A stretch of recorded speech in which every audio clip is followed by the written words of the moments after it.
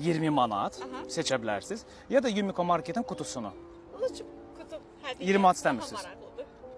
20 manat istəmirsiniz. Yox, qutu Burada daha bilmirəm ha nə maraqlıdır. hədiyyədir. Canınız sağ olsun. Doğrudan. Daha maraqlıdır. Onu da açın baxın. Açın. Daha maraqlı bilinməyən bir şey. Aha, ondan da yaxşı gördüm. Çox sağ olun. Simsiz minnətdaram. qulaqlıq. Aha, ey Allah. Çox Sağlıq nəşədəsiz. minnətdaram. Bizim Bu marketə Instagram, mən TikTok. Telefon Doğrudan. zakaz eləmişəm, sabah gətirəcəklər. Ne telefonu? Bəli. Adi Nokia belə zakaz eləmişəm. Ay Evdə gözəl, işlətməyə gözəl. rahat olsun. 20 manat. Yoxsa Yumiko Market'in kutusunu. Hansını istəyirsən? 20 manatı götürə bilərsən. Bunu da götürə bilərsən. A few moments later. 20 manat? Ala. 20 manat. Yoxsa bu qutu.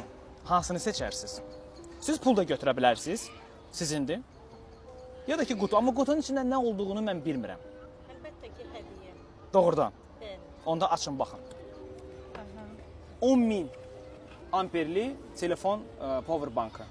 Çox sağ olun. Sağlığın Faydası nəşədəsiz. Çox olsun. Təşəkkür edirəm. Mən sizə ya 20 manat təklif edirəm. 10 manat 10 manat bölürsüz, gedirsiniz marojna alırsınız.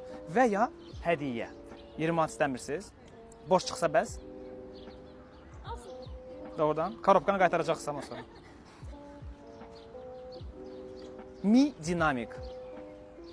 Bildiyimiz dinamikdir. Musiqi qulaq asmaq üçün. Götürə bilərəm korobkanı. Sağ olun. Özünüzə yaxşı baxın.